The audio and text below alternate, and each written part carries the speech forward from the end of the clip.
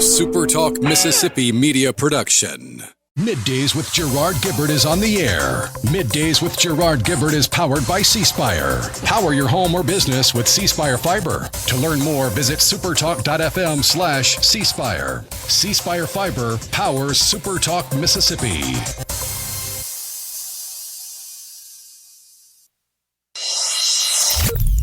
Get ready to go beyond the headlines and join a meaningful conversation with people from around the state. Hello.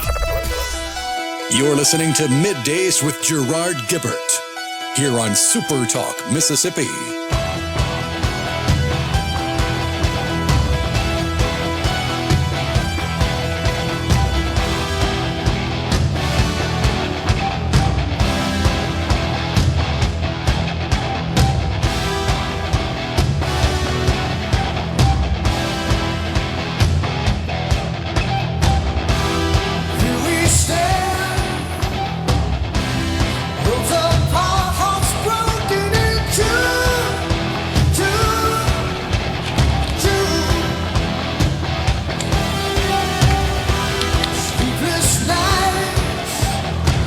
Well, good morning.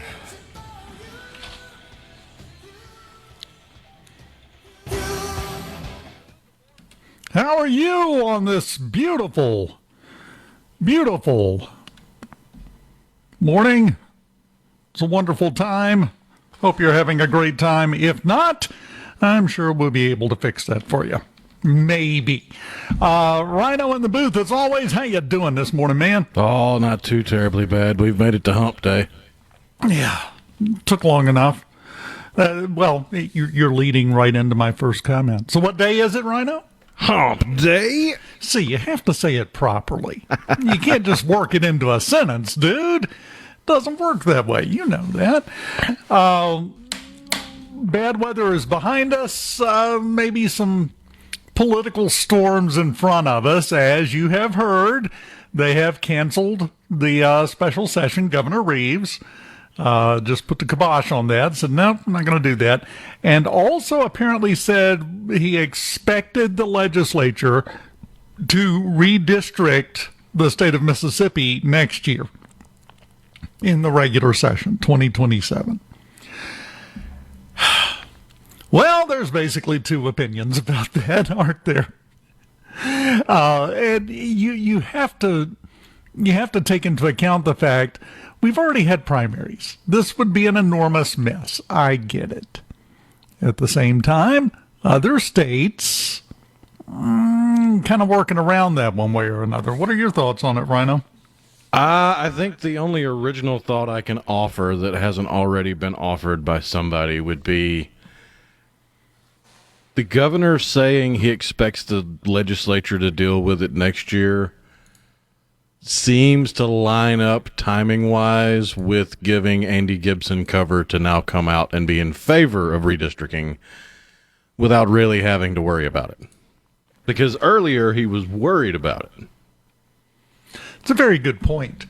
Very good point. And it's something that's going to happen. And realistically, as you know, we heard on Richard's show, it's now the law of the land. The Supreme Court has ruled on this. It wasn't ambiguous. You cannot use race as a factor, a primary factor in redrawing or drawing congressional districts. Why is that so controversial? I mean, you and I both know why, but it just seems so common sense. And yet, now, of course, we're going to fight over how you cut your ham sandwich in two before we eat it. That's what we do. But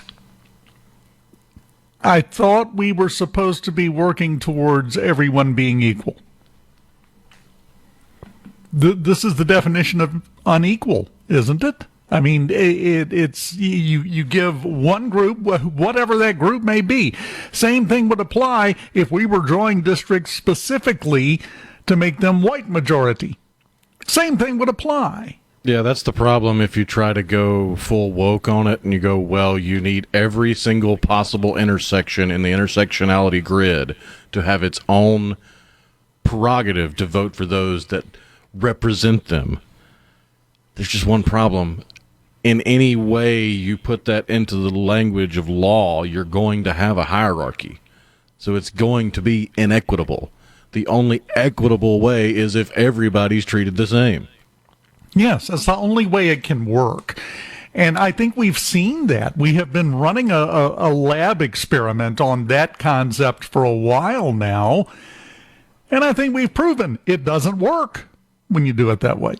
Now, let's follow this forward, because I don't know if you've seen the odds of the Republicans keeping control of the Senate in November have gone up.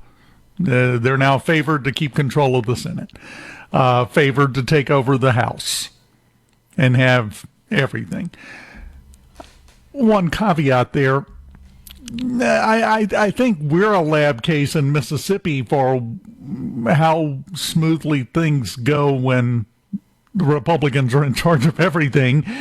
We spend a lot of time breaking up into little factions and fighting each other, which is leading me to a point I'm going to get to in a minute. But if that happens and we complete the redistricting across the country, which I think is a fairly safe bet at this point, will the Democrats ever get control back? Would be the question. Here, I'm gonna put a theory out there. Here's discuss amongst yourselves. Here's the topic. Let's say that the redistricting goes splendidly for Republicans when everything is said and done, when all the dust settles over the next couple of years. Then the new census comes along. In 3.5 years, I don't know where this decade has gone, but 3.5 years, the new census goes. If by the time the census comes around, the Republicans are in control of everything, the census will be done a different way next time. That's been said out loud, which will hurt Democrats' chance of getting elected even more than it is now. Beyond the occasional little centers of the Democratic strongholds, if you will, major cities and whatnot. So let's say that happens, they get knocked down, and they are down. Nowhere close, not even remotely. Rhino, I bet you can guess. At that point, if the Democrats were to become a non-factor due to all of this, what do you think would happen? We've always had a two-party system. If they're not a viable party anymore, what do you think's going to happen? The Republicans get overburdensome and have a split. Yep. And then you wind up with coalition rule, like in some European countries. It's exactly what would happen. And it's happened before. It's happened plenty of times in American history where a party either changes its ideology or just splits. And a bunch of people, I liken it to Baptist churches. Let me explain. You know, you've got a Baptist church, things are going great, things are going fantastic. And then the preacher comes in, you get a new preacher, they come in, and they start preaching some things that some of the folks in the congregation aren't a big fan of. And after a little while, if they don't have the votes to ask that preacher to kindly move on, we'll bring somebody else in. There's a coalition that decides, no, this is our preacher, we want him. All of those folks in the Baptist church split off and go make their own church. I could name 3 within 10 miles of where I'm sitting right now that has happened with in the last 30 years. So this is a fairly consistent way of dealing with this. If we get to that point, and we've seen that already, we've got a handful of people that don't go along with anything the Republicans try in Washington. Looking at you, Thomas Massey, Murkowski, Collins, yeah, we're looking at all of you. So they would immediately go to a different non-Republican party, I think. There is another faction, though, that anytime anything is put forward from conservative values, they grumble. They drag their feet. I don't know about this. They would be likely to go over. Then we wind up with an entirely different circumstance. I say all that to say this. If you think there is any resolution to the loggerheads that we continue to stay at, you might want to rethink that.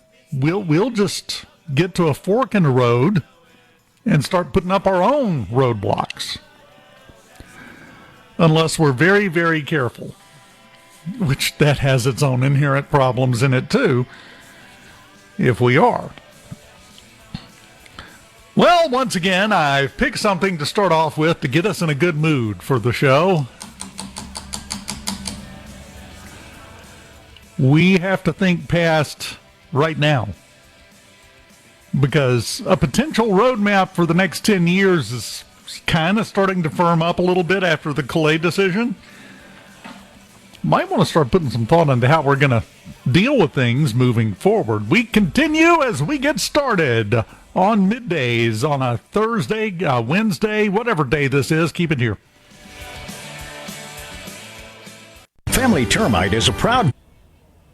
This segment of Middays with Gerard Gibert is brought to you by Covington County Hospital in Collins, where your health matters. The talk that keeps Mississippi talking. We're rolling. Hit it. Go. Play it. Middays with Gerard Gibert on SuperTalk Mississippi.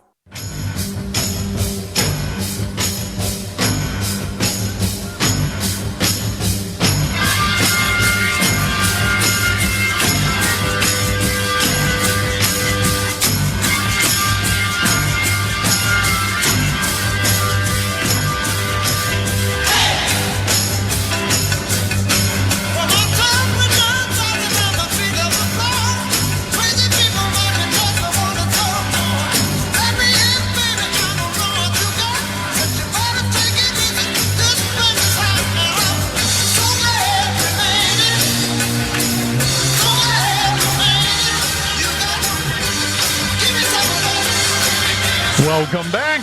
Super Talk Mississippi live in the Element Wealth studios.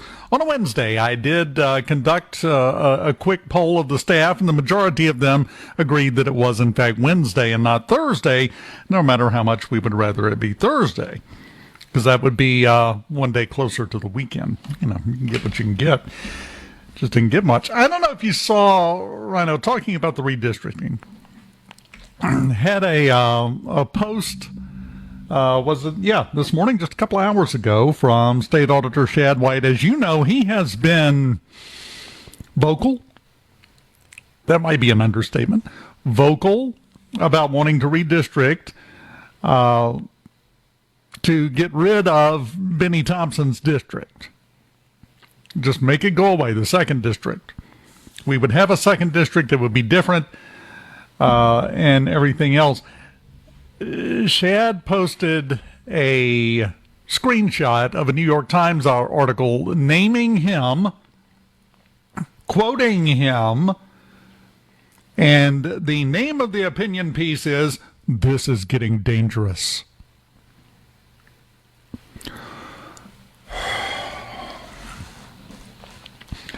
I am getting very... Well, I've been tired of the semantical battles.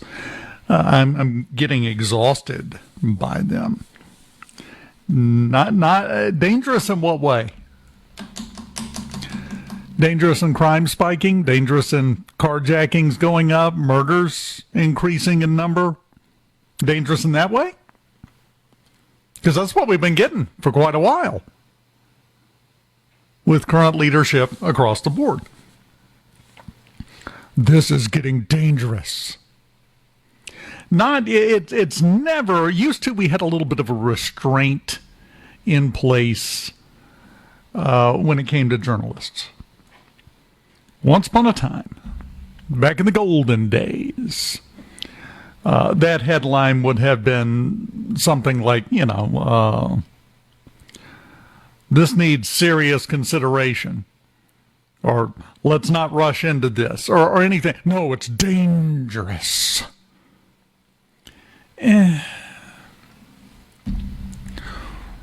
When everything is a crisis, nothing is a crisis. When everything is an Armageddon level emergency, then when a real emergency comes along, what you gonna do?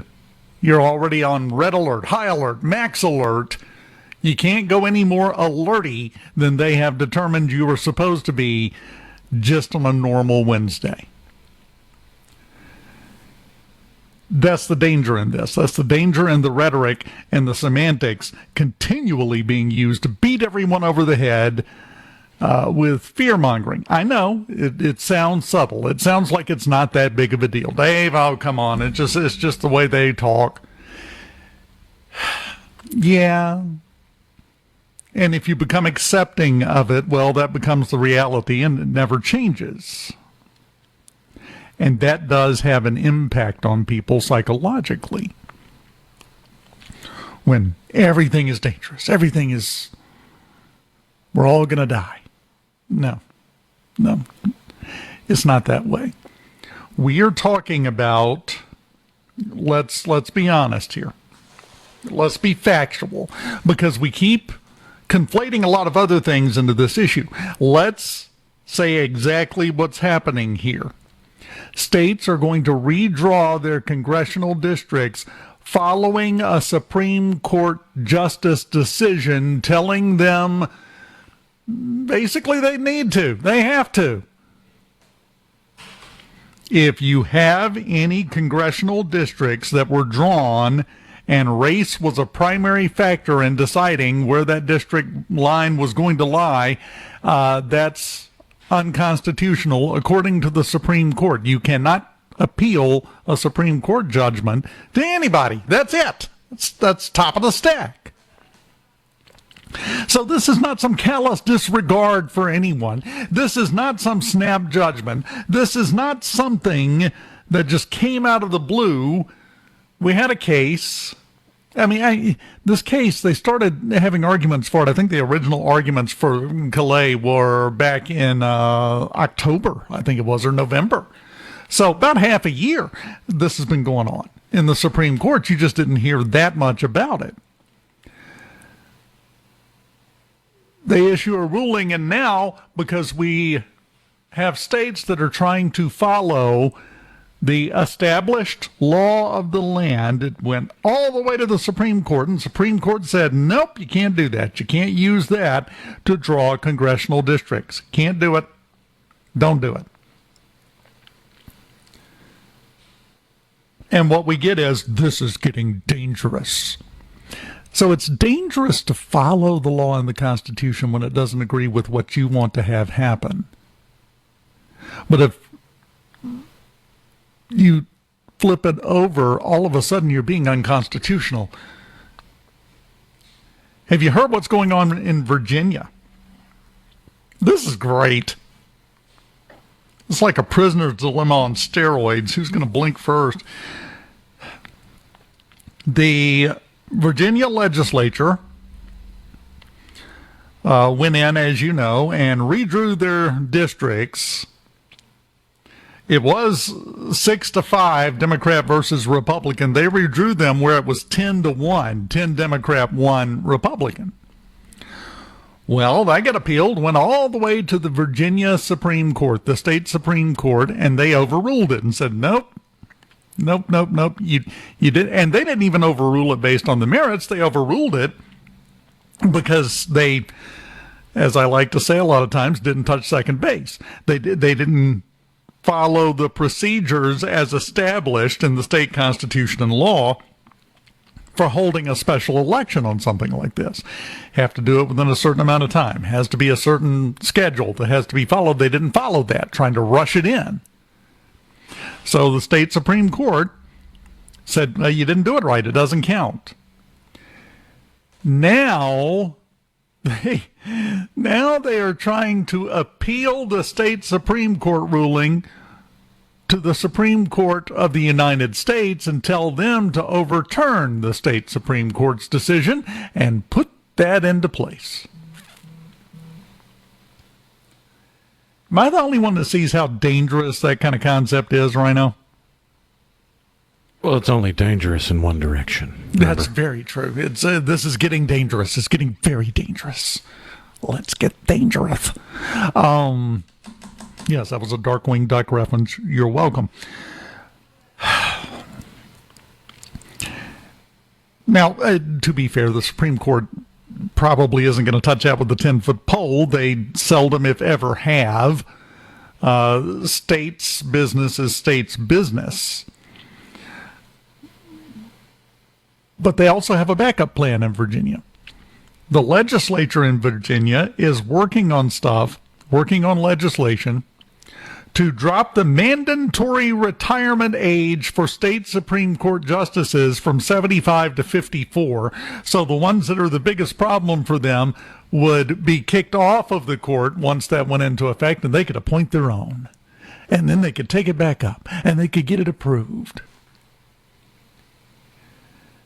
This is the most crystal clear example of I don't care how I have to cheat as long as I win that I've seen in a while.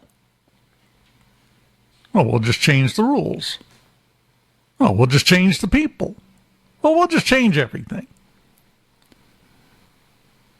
Now, keep in mind, we've been hearing for the better part of a decade that the Democratic Party are doing all this for you. They're doing it for Americans because we have to fight to keep our democracy. Democracy is at stake, yes, from the party that's doing all of that in one state to pick up 4 seats. Because they can't win on merit.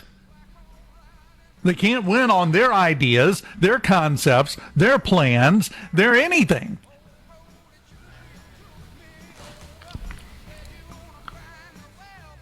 And then, trying to rig it every way possible, they try to claim the moral high ground. This isn't over. Including here in Mississippi. This is going to be so much fun.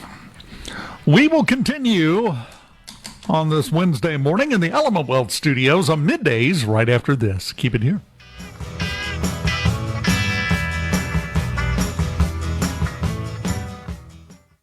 From the Sea Room. Okay, is everybody ready? I'm ready. Ready here. Middays with Gerard Gibert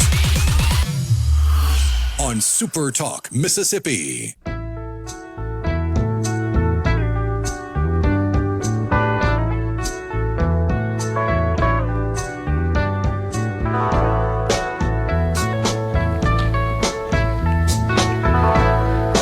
Love is but a song we sing, feels the way we die. Digging deep today, huh? You can make the mountains rain. I love it. You getting mellow on me there, dude. I just got certain songs that need to get played every once in a while, or the computer eats them. So yeah, every once in a while, I just go through the list and go, "Yeah, that needs to get played. That needs to get played. I can do without that." Yeah, and I'm familiar with the system, and I know what you're talking about, and it's aggravating, but you never know when that's going to come in handy. Which may sound ridiculous if you've never been in this business, but yeah, sometimes that could come in handy. Like, for instance, I was fairly certain I had the Darkwing Duck theme song in there somewhere, but it got eaten. Darn it. Let's get dangerous. Speaking of which, did you see what happened in Tennessee yesterday while we're on the subject of redistricting? They kicked everybody out. Yes. The Speaker of the House in Tennessee, our neighbor to the north, Cameron Sexton is his name, sent out an official notification telling the members of the Democratic caucus that all of their members, if you're in the Democratic caucus, you are now off of your committee or subcommittee that you were on. Just cleaned house. There's a few that have to stay because that's the way it's structured. You have to have members of both parties. But everything else, no, they're gone. The reason given, I have the letter here that he sent. Said, due to actions taken by members of the Democratic caucus during the second extraordinary session of the 114th General Assembly in Tennessee, we're talking about, aimed at disrupting the democratic and legislative process and creating disorder on the House floor, including but not limited to. Here's his list. Did you see the videos of that last week, by the way, the debates and the nonsense that went on? Including but not limited to interlocking arms in the well of the House, blocking aisles on the House floor, instigating and encouraging disruptions of the legislative process in coordination with paid protesters and attendees in the galleries, my favorite part, including the distribution of earplugs to a member of your caucus. Well, yeah, we can do this, but loud noise really bothers me, so can I have some earplugs? The use of prohibited props and noisemakers on the House floor, demonstrating a lack of respect toward fellow members seeking recognition to speak on legislation, and flagrant disregard for the permanent rules of order of the House. We need to see more of this because we have very much fallen into the trap of taking the phrase, the loudest voice wins, literally.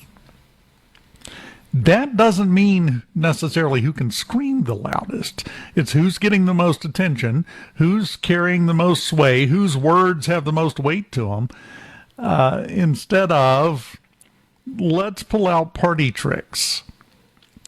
And if we don't want things to continue to devolve into the circus they've already become, we have to put a halt to that, and that's one way to do it. Now, there is going to be howling about this, Rhino. Oh, my gosh. Oh, I'm certain the lawsuits are already being written up, if not already being ready for filing. Well, this is getting dangerous. You have to. You pays your money, you takes your chances. And I'm sorry, if you have rules, and every legislative body has rules, okay? We can't have a member of the Mississippi legislature. If somebody shows up and they're not wearing their pants, they just got their underwear on, there's going to be a discussion. There may be some consequences. Discussion for another day as to who we think might possibly do that one day. But you have rules of decorum for a reason. If you violate those rules, well, there's a price to pay.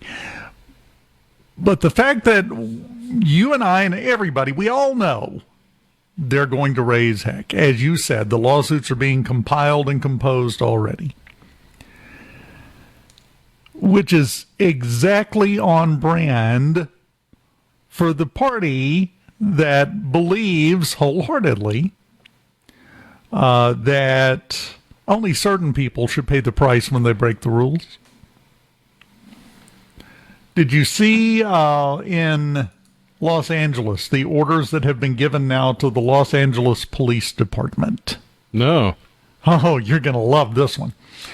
So they got official directive from above that they are no longer allowed to pull vehicles over for a laundry list of offenses: not having a tag, tint being too dark, busted tail light, any number of things. They can't do that. Cracked windshield, busted mirrors, a loud exhaust, if you don't even have plates at all. The LAPD is no longer allowed to pull anyone over for those offenses. The reason being, somebody in Los Angeles checked the stats, and over the last 3 years, 72,000 vehicles, roughly, were stopped for one of those offenses, and 86% of them were black or Latino. So they stated the new rule is intended to reduce discriminatory policing and build community trust. too many black and Latino people are getting arrested for or getting a ticket for breaking this law, so we're going to ignore that law because that's not fair to them.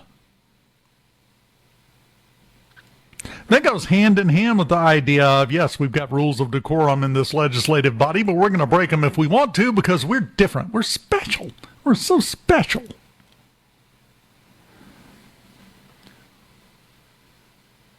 What kind of deranged brain comes up with that response to what they perceive to be a problem? Because I'm sorry, if there is a law and you break the law, there is a price to pay, whether it be a ticket, whether it be a court date, whether it be jail time. Always a price to pay. When we start taking the price out of the equation that you have to pay for violating a law or a rule based on the color of your skin, how many times is that going to come up before we realize that the liberals, the Democratic Party, is working for the exact opposite of what they've always claimed to work on? We've got to be fair. That's the opposite of fair. You break the law, you pay the price. It doesn't matter what you look like. It doesn't matter who you are. You break the law, you pay the price. You don't get to put an asterisk and then down below in the footnote say, unless, of course, you're a member of the following ethnic groups. Because it looks bad and it makes us feel bad if we have too many of you that we have to punish for violating the law. That's got to come to an end. This is not going to help that come to an end, obviously. At best, what we can do right now is try to contain the spread of that kind of nonsensical, Pollyannaist thinking. Why is that? Well, and I know the answer. I know you know the answer right now. Why is that such a hard concept for the liberal mind to grasp? Which is, I don't care what you look like. Everyone is equal in the eyes of the law. You break the law, you pay the price. Why is that so challenging? The answer, of course, is there's no power. And, as a side effect of that, no money in treating everyone equally. That was the concept at the heart of the Supreme Court's Calais decision. Everyone's equal. That's what we've been saying was the goal all along, right? It is. Everyone's equal. That's the way everything should be treated. But what do we know, right? What do we know?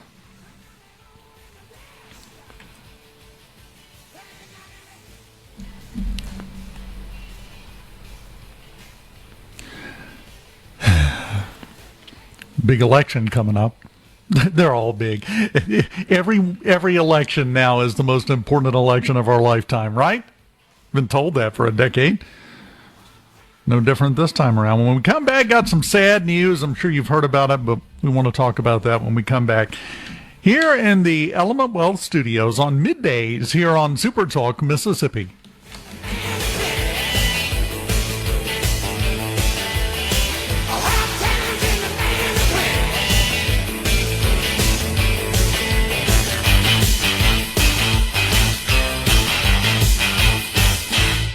The one body. It's so awesome! Middays with Gerard Gibert. Come on, let's get on with the show! On SuperTalk, Mississippi.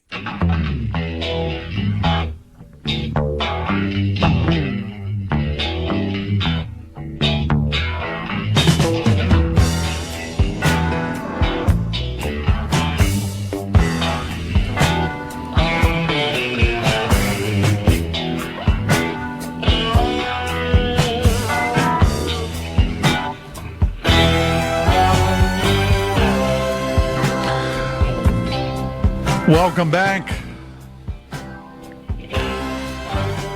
The Element Wealth Studios playing host to Really Old About to Vanish Music Wednesday. I like it.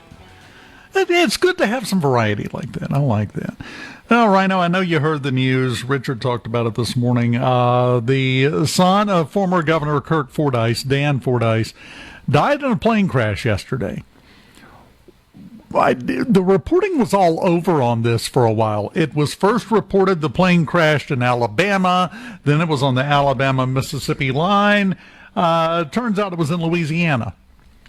And he was flying a very old, refurbished, redone World War II plane.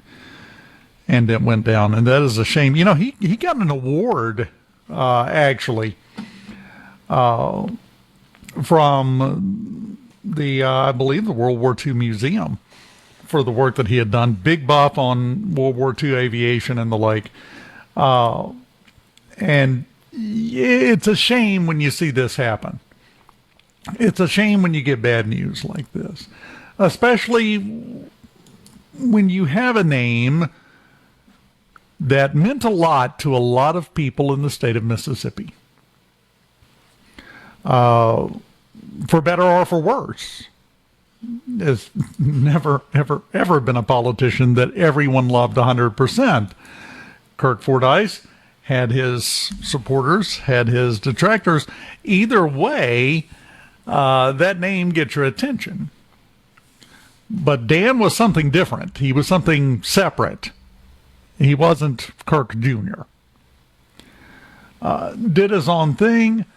Was big into supporting the military, and he will be missed. It was a shame, but he was, it's so trite to say this, but he was doing what he loved.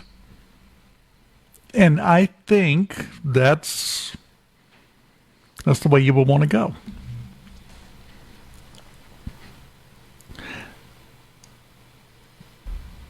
That's a hard topic to get into, isn't it? If you stop and think, how would you want to go? Have you ever thought about that, Rhino? In passing, like that was definitely a thought that came up when Mom passed, and it's been used in literature and media as a plot device, and that every once in a while we'll bring it to mind and you kind of get lost in thought on it, but I haven't given it a whole lot of serious thought. Yeah, me either. And here is the reason why. I've been asked that question before. And I always give the obvious answer. The vast majority of the time I've spent on this planet, I've been in front of a microphone. So, that's where I want to go. My apologies for what will happen to the ratings if I ever do go that way. But I don't give it a lot of thought, and here's why. And I suspect, I'm trying not to put words into his mouth, and I just think that Dan didn't give that a lot of thought either. If you're busy enough living, you don't spend a lot of time thinking about dying. If you're not busy enough living, maybe you ought to up your activity in that area just a little bit. He accomplished a lot of good, did some good things, started some foundation, the Warrior Bonfire program. He started a lot of fantastic things, all of it connected to what he loved. I can think of no better epitaph than that. Accomplished some good things and was doing what he loved to the last second. I can think of nothing better to be said about you once you're gone and you shuffle off this mortal coil than that phrase, and it certainly applies to him. So, condolences to the family. It's a rough time. Dan, I had talked to Dan once or twice. We were in no account friends. It was just, running into each other at various places. But good guy from what little I knew. Everything I've heard, he was a very good guy, so he will definitely be missed. Coming up, we've got news from Fox News, SuperTalk Mississippi News, and then when we come back for hour number 2 of Middays in the Element Wealth Studios, Emily Havens is going to join us from the Grammy Museum. Find out what's going on up there. We'll continue right after the news on SuperTalk Mississippi. Keep it here.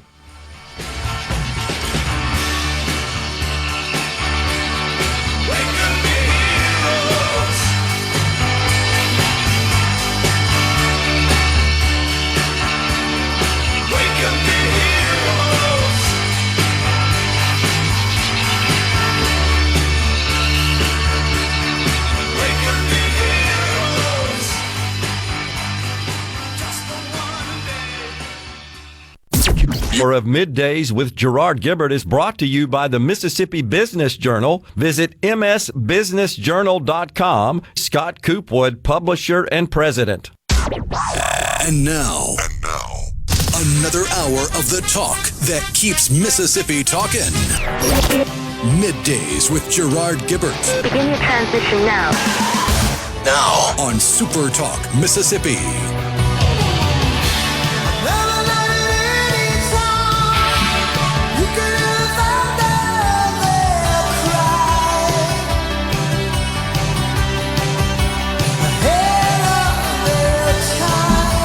As always, coming back into a new hour here on Middays in the Element Wealth Studios to the dulcet melodious tones of Journey, huge band in 80s rock, which is a huge deal at the Grammy Museum of Mississippi in Cleveland. We've got with us Emily Havens. How you doing today? I'm doing well. How are you?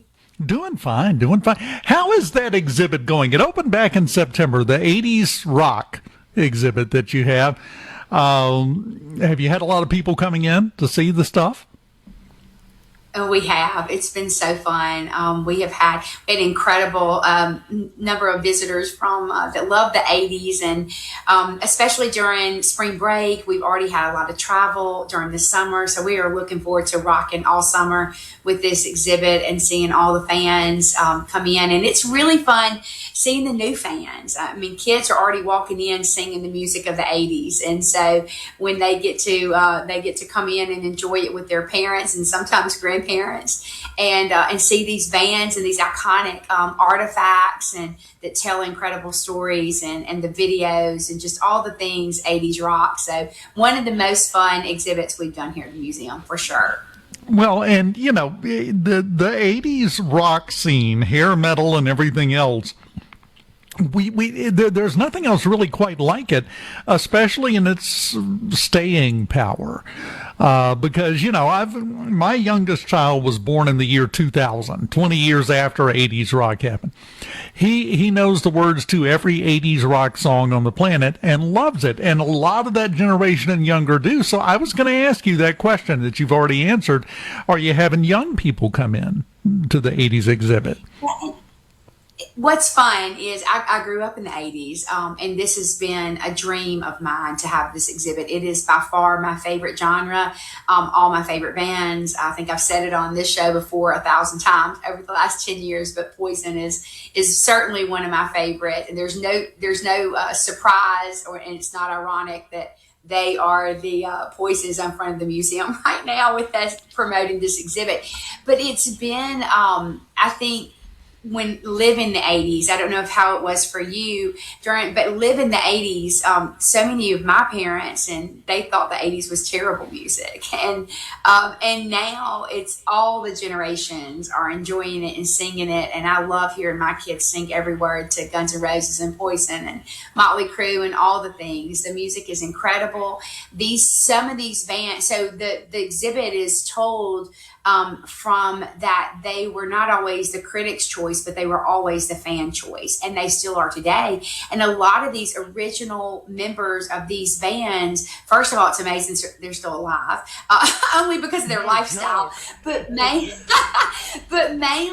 they're still selling out stadiums and huge tours and huge loyal fan bases. And to see those fans light up when they come into the museum and see Guns N' Roses, Harley Davidson, and these incredible guitars from Warrant or Poison or Nikki Sixx and Tommy Lee's drum. I mean, all of the things. It brings it all to life. And the ladies of rock, because they shred too. So Lita Ford and the Wilson sisters of Heart, and so many of these incredible artifacts and outfits. And we do tell the story at the beginning about the bands that influenced the 80s, like Kiss and Aerosmith and Van Halen. And so we've got one case that's dedicated to the 70s, which is incredible, beautiful guitars from Gene Simmons and Kiss. They look great too. So it's just a lot of fun. It is full of great music, great artifacts, great stories, a timeline, and it is a must-see this summer for all visitors. And that's just a regular exhibit all the way through the rest of the year. I think it's going to be there, isn't it? It is. It's going to go a little bit through, actually through 2027 before we change it out. So we're working now on a new exhibit. And, just the opposite of this exhibit, we have also a beautiful exhibit that we opened in January, The Killer, the Preacher, and the Cowboy, celebrating the three famous cousins, Jerry Lee Lewis and Mickey Gilley and Jimmy Swaggart. Completely different exhibit, but it got wonderful artifacts, great storytelling. We were so fortunate to have all three of the widows, of their widows here for the opening, and so many family members. And so there's something for everybody here at the Grammy Museum. We tell a lot of different stories and try to appeal to all audiences.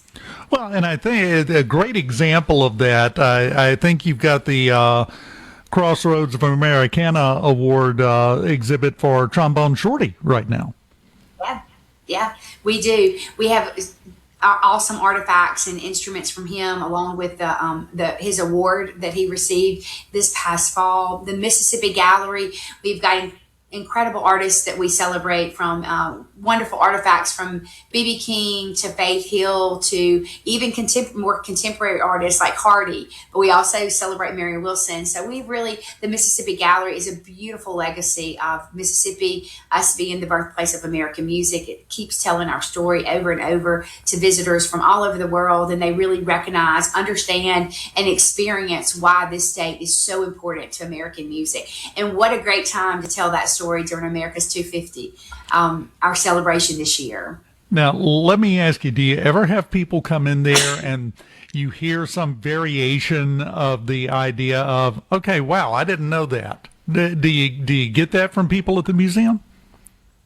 It's probably my favorite statement when I'm walking through the gallery and we have visitors looking at all of the Grammy Award winners and the nominees and all the genres that were born here, Lifetime Achievement Award, all these incredible artifacts, and they're just blown away. They may know the really big artists, but they may not have known that Bobby Gentry wrote Fancy, or that, and how you can really trace back to these artists who came from Mississippi, the songwriters, and that really learn about our music and just how much it's woven through so much music that they enjoy that didn't realize it was started here in Mississippi, or that a person here from Mississippi wrote that song or produced that song. I think about that the other day. I was in there and someone was talking about Alanis Morissette, Jagged Little Pill, to be able to share about Glenn Ballard being from Natchez and his involvement in that album. And I think all things, come back to Mississippi. There are some artists on the Mississippi music that aren't on the Mississippi music table. So I cannot find a connection to Metallica or the Beach Boys. So I'm still looking for a couple of big bands that don't trace back to Mississippi. Look, you're thinking about this. Yeah, now you've given me a rabbit hole to go down. There's got to be some kind of connection because we're connected to everything. I totally agree with you. You can almost trace everybody back. So it is, it's a fun place to explore and to learn. And we just are looking forward to welcoming students and visitors from all over this summer. And of course, we'll be gearing up for the fall too. But we've got school groups here right now today. And so we're just sharing the story of music and sharing the story of Mississippi. Have you asked Steve or buddy here, Steve Azar, have you asked him about the connections that might exist? If anybody would know, he would know it.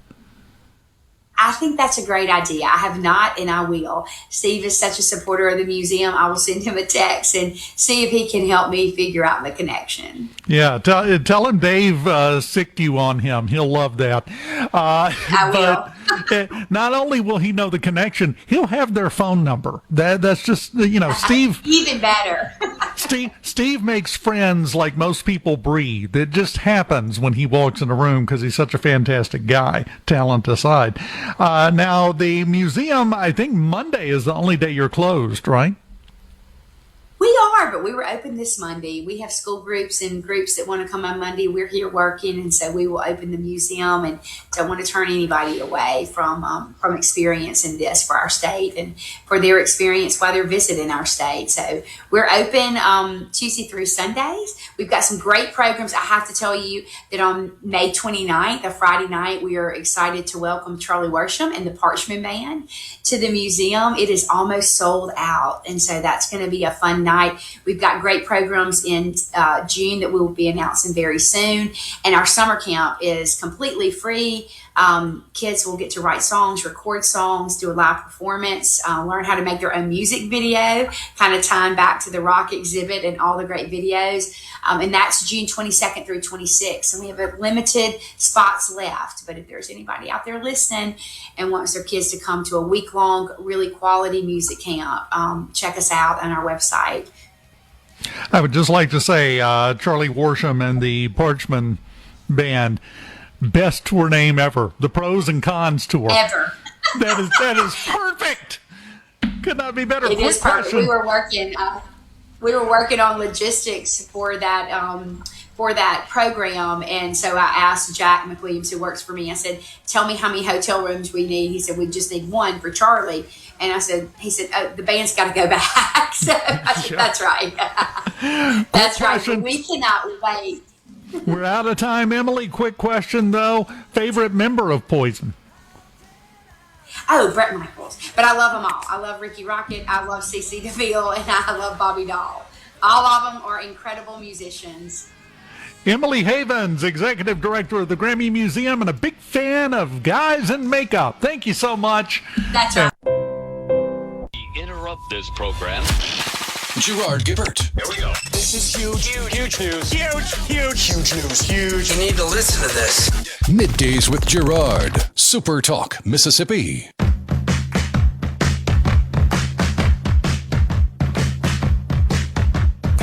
All right. Yeah.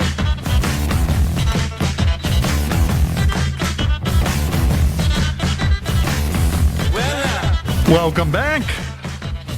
In the Element Wealth studios, you can go to myelementwealth.com or call 601-957-6006 and let Element Wealth help you find your balance between income, growth, and guarantees. Dave Hughes here on Middays, and while we were having that conversation with Emily, the crack research department known as Rhino dug up one of those missing connections, didn't you?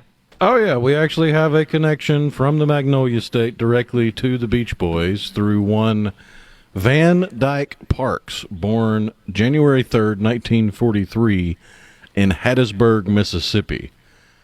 Van Dyke Parks had a very interesting life, has had a very interesting life. He's still with us. He's been active since 1953 in some form or fashion in the entertainment industry. He started off as a child actor, playing the part of, where did it go? It was a bit part on The Honeymooners. That's how far back it goes. He played little Tommy Manicotti on The Honeymooners. Moved out to California, became a musician. His whole family was musical, but he became a studio musician, brokered the deal after the Beach Boys left Capitol Records to come over to the record company he was working for. He brokered that deal. He co-wrote with Brian Wilson songs such as Surf's Up and A Day in the Life of a Tree. He arranged the accordion on their song Kokomo. And his biggest claim to fame, it seems like from what I'm reading here, outside of scoring the movie Popeye starring Robin Williams, was he helped handle the orchestration and the piano for different songs on the Jungle Book, including The Bare Necessities. Really?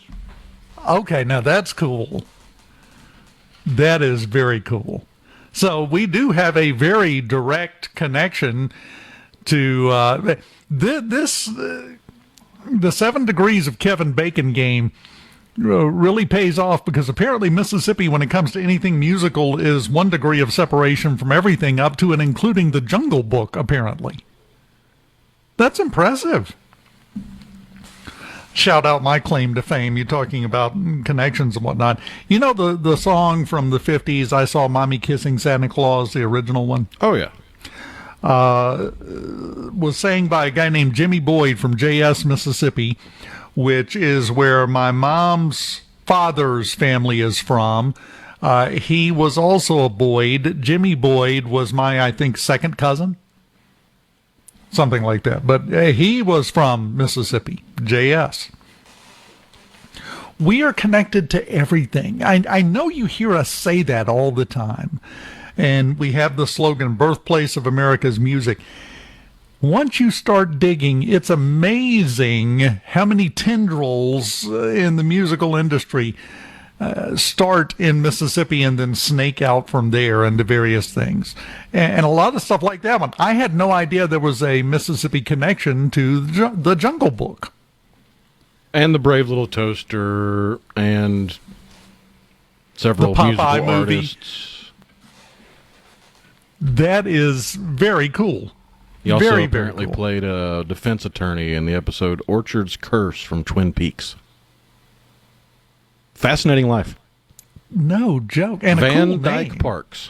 That's a great name. Just I do believe, I am a believer in you grow into whatever your name is to a certain extent. Got into a big argument about this the other day with someone because they were saying, nah, that's bull. And I'm like, no, you pretty much can make a snap judgment about somebody when you hear their name. A lot of times. And you're very rarely wrong.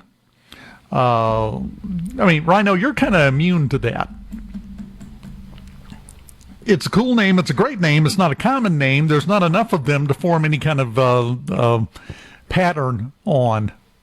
Are there any other rhinos? Do you know of any other rhinos? The only one of any real notoriety that I know of is the one and only Ryan Sandberg, who passed away not that long ago, who's a Hall of Fame second baseman for the Chicago Cubs.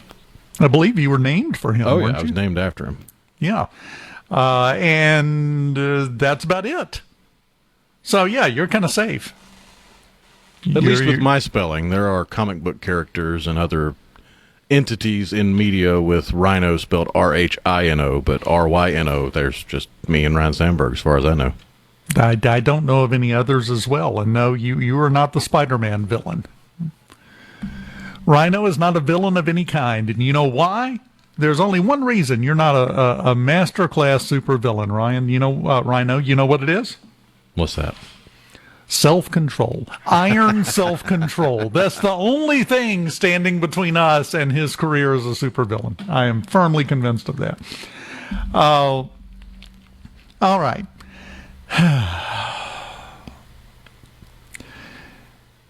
There is something, we're running out of conspiracy theories. Have you noticed that? Really this year, it's been going for a while, but this year is just unloading on us all of the things that if you brought them up, somebody was quick to explain that, oh, come on, get your tinfoil hat on.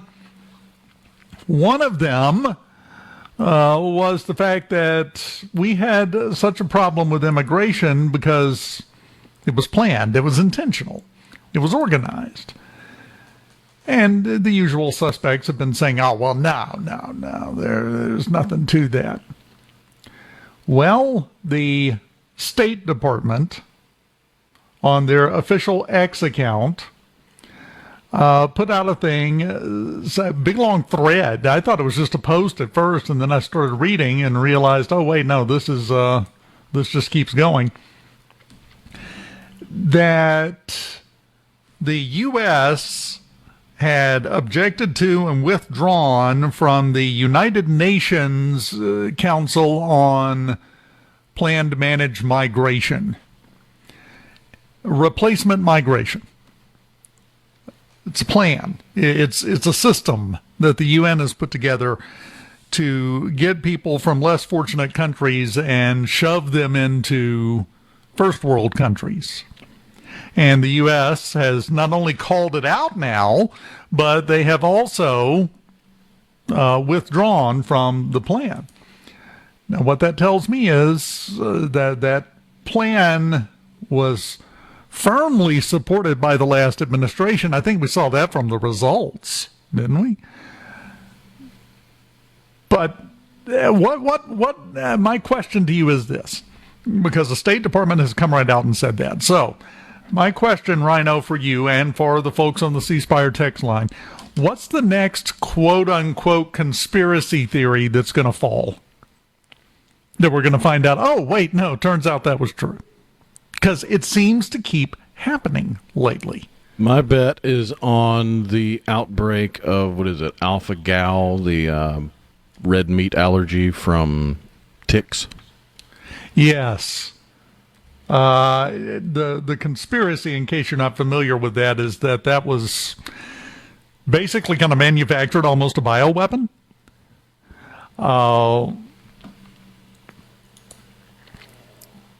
I think you're probably right. I think that's a very good guess. It just feels like that's the closest one to people finally throwing their hands up and going, "You caught us. You got us. You jerks." Yeah, the UN's review of the Global Compact on Migration. I had to go call the tweet up from the official State Department X account. It goes on to say, UN agencies systematically facilitated mass migration into America and Europe, even as citizens of those nations called for restrictions on migration. The Global Compact's latest report urges nations to expand migration pathways and pursue the regularization of migrants. They established the migration corridor, according to the State Department, through Central America up to the U.S. border over at Texas and California. So they're laying this all at the feet of the UN, and they said they had a whole subcommittee, a whole organization, that this, with the NGOs, that's what they did. They made this happen. Been saying that for how long? And just got shot down over and over and over. Up next, Rhino might be right. Tick bites me and causes me to skip hamburgers for the rest of my life. I'm hitting somebody. I don't know who. I'll find somebody. No. So what do you think? Hit us up on the C Spire text line. What's the next conspiracy theory that's just going to vanish because it's going to be proven to be true? What do you think? I want to hear from you as we continue in the Element Wealth studios on Middays on a Wednesday morning. Keep it here.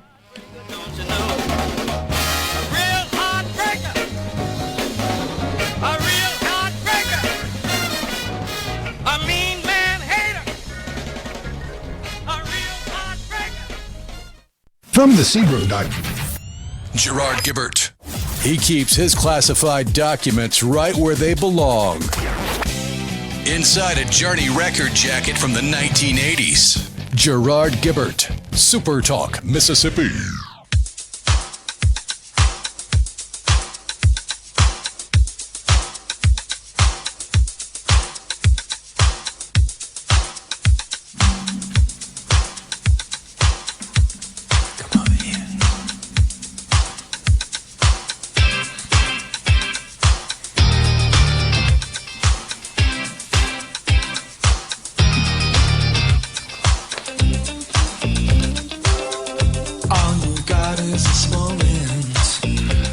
Welcome back.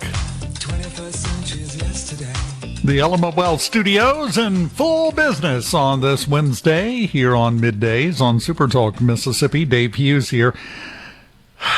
Getting closer. This is disturbing to me, what I'm about to tell you. They have revealed that we've got an asteroid that's going to pass within 56,000 miles of Earth Monday afternoon. They're saying, "Oh well, it's not going to hit. We've calculated the trajectory. It'll be fine." 56,000 miles. That's right here. You know, airplanes routinely get up to 30,000. That's over half the distance to how close this thing's going to come to hitting Earth. Yeah, but that's 30,000 feet. Oh, that's true. That's feet, not miles. 56,000 miles is roughly a quarter of the distance the Artemis II astronauts traveled to the moon. Yeah, still too close for comfort.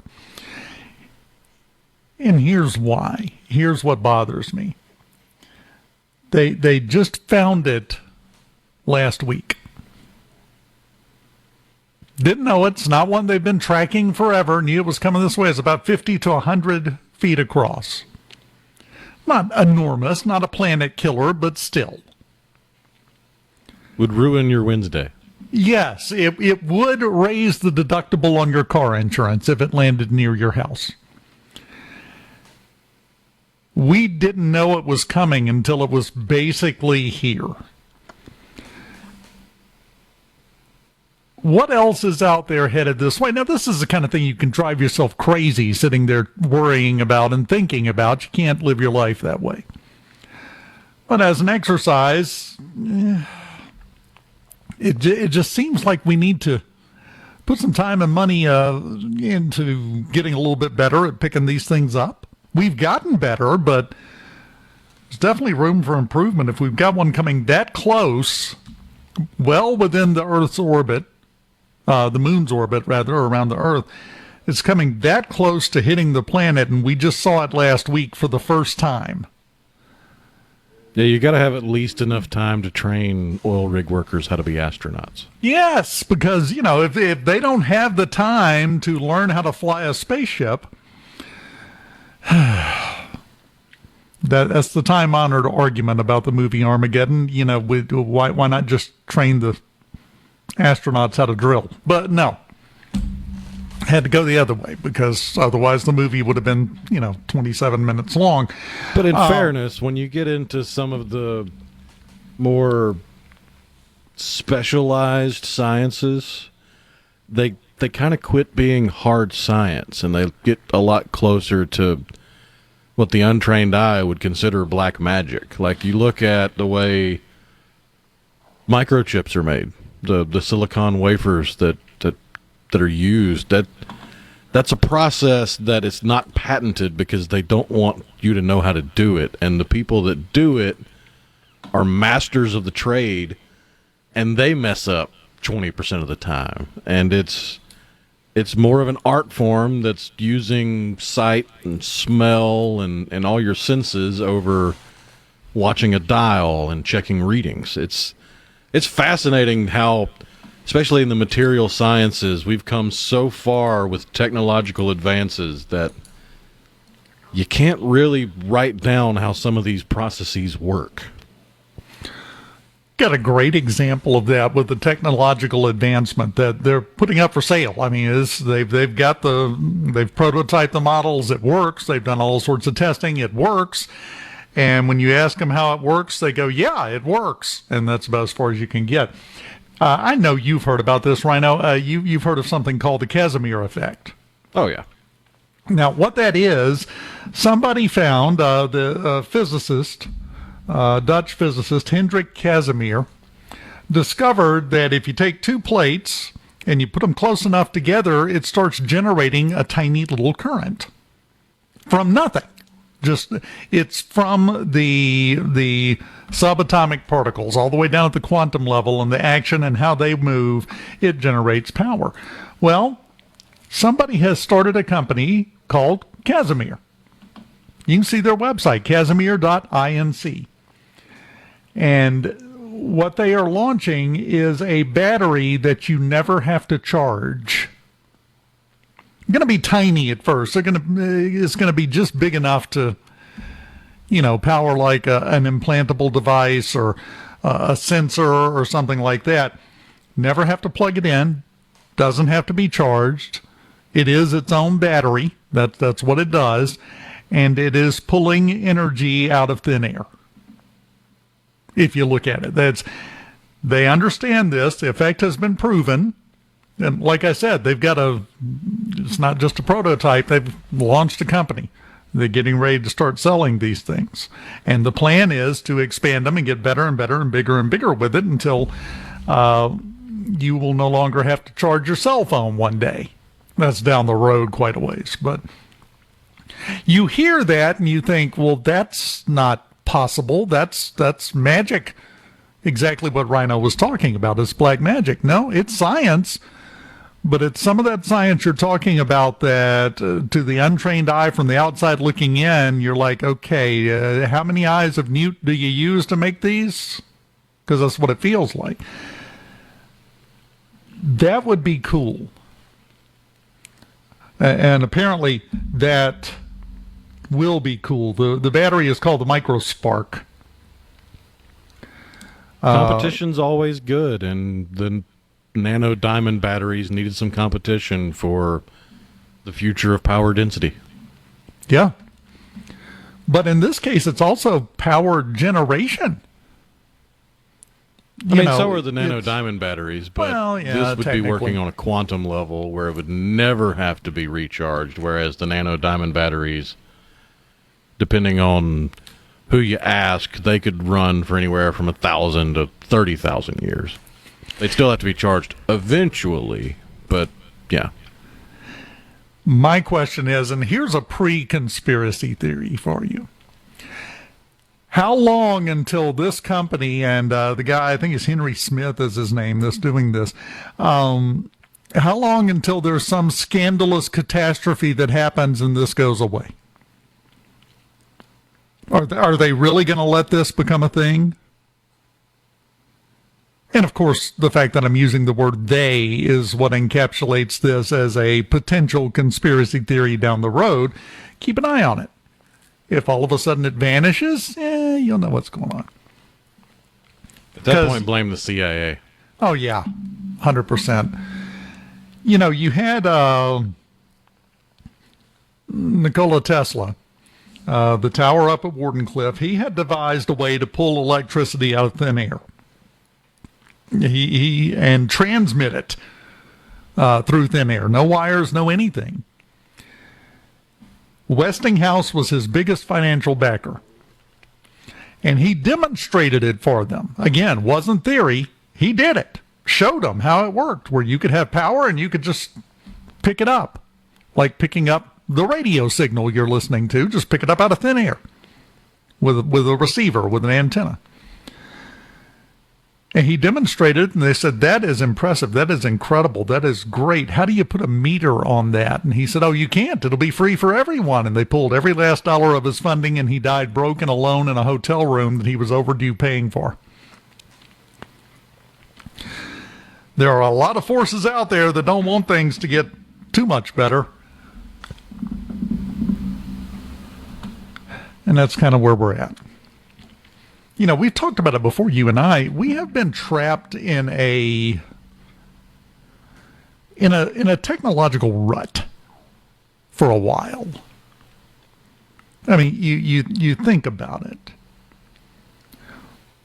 The only difference between the first iPhone and the current most cutting-edge line of smartphones are new features on the same concept. Don't see a lot of new concepts coming out anymore, do you?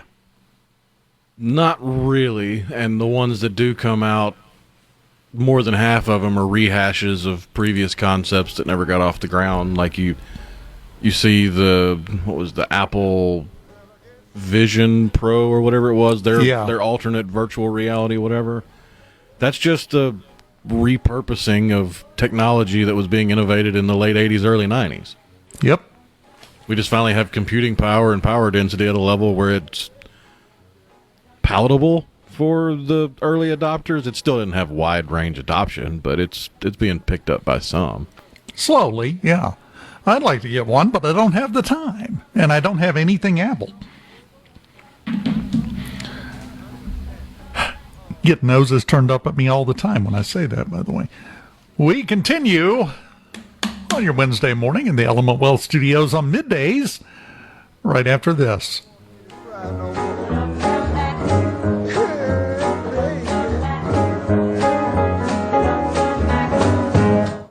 Up of Mississippi. Covering the stories that matter most to Mississippians. Gerard Gibert. Middays with Gerard. SuperTalk, Mississippi.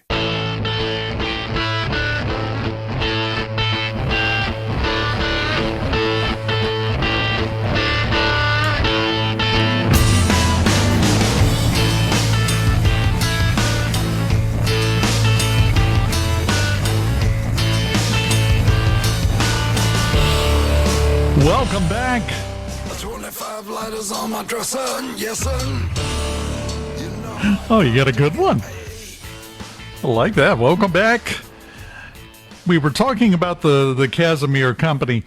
Some of the things they have on their website, that the current version of it, the current technology where we're at now, it can power tire sensors, smoke detectors. No more beeping. How do smoke detectors know to not start letting you know the battery's going out until about 3 in the morning? That's when it happens every time. Hearing aids. And there's a negative to everything. Remote Internet of Things sensors. Don't get me started on the Internet of Things. Just interesting stuff. And I love finding things like that and talking about it because it reminds us that there's a lot going on that you never hear about. I would be willing to bet the majority of people have not heard about this because it does sound like black magic. It's magic of some kind in all appearance. And, as long as I don't have to run my electric bill up, I'm fine with that. That's just fantastic. Held a vote this morning in the Senate. 7th time the Senate has held a vote to try to stop the fighting in Iran. I refuse to call it the Iran war. There is no declared war. It's not a war. Jeff Merkley from Oregon, Democrat, wrote this one. Final vote, this was a close one, though, 50-49. You had 3 Republicans that voted with the Democrats to end it. Susan Collins, Lisa Murkowski, 2 of the usual suspects, joined by Rand Paul, a sometime suspect. And then, of course, you had Fetterman voted with the Republicans to keep it going. When is Fetterman going to just go ahead and at least drop back to being an independent? He is aligning less and less with Democratic priorities. It's just a matter of time, I think. And they've been after him to switch to Republican. We'll see. We got one member that didn't vote in the Senate, and this has happened several times, some type of a health thing, from what I understand. Senator Pete Ricketts of Nebraska. I don't think they've ever given details. They're kind of keeping that on the down low for privacy reasons, that he hasn't been there to vote for things. But that resolution only requires a simple majority. So if one more person flips, then it's going to get interesting. But for now, things stay as they are when it comes to what's going on in Iran. That just happened a little while ago. Democrats also this morning, the Congressional Black Caucus held a press conference. Just going to read you the headline, Rhino. Democrats warn a third of the Congressional Black Caucus could be wiped out by redistricting wars. Well, so what you're telling me is unless you get help, you can't win an election a third of the time? Is that what I'm hearing? Because everybody that is in Congress right now, if they redistrict everything, is still going to be in a district. They're still going to live in the same place they lived in. If you've got the best ideas, if you've got the winning strategy that people align with and agree with, you're going to win again, aren't you? One would think. Well, they don't think so. They don't think so. They think if the redistricting continues on like it's doing, a third of the black caucus in Congress in Washington will no longer be there. So we're starting to get a decent read on just how rigged everything is. Because you get right down to it, a third of the House, the Democratic members of the House, and they're not all part of the Black Caucus, obviously. I'd love to know, what is the number? What is the number in the Congressional Black Caucus? Because you take a third of those and do away with them, they're saying that's how many they will lose. That's going to be a significant impact, and it goes back to what we were talking about last hour. There is a chance that It'd be roughly 20 because there are 62 members of the Congressional Black Caucus. Okay, so roughly 20 is what they're talking about. Let's say you lose 20 of your seats in the House. The Republicans have a razor-thin majority of a couple of votes right now. If that majority was all of a sudden 20-something, that's a whole different ballgame, isn't it? They're not worried about equality. They're worried about power. It's always the case. Always has been the case. That's what it seems like, anyway. Coming up, we've got Fox News, SuperTalk Mississippi News, and then we'll be joined by Senate candidate Ty Pinkins when we come back on Middays in the Element Wealth Studios. Keep it here. Come on, baby. Drive me crazy. Mr. Ravis is great balls of fire. And now, the talk that keeps Mississippi talking. That's what I like to listen to. You're listening to Middays with Gerard Gibert. Here on Super Talk, Mississippi.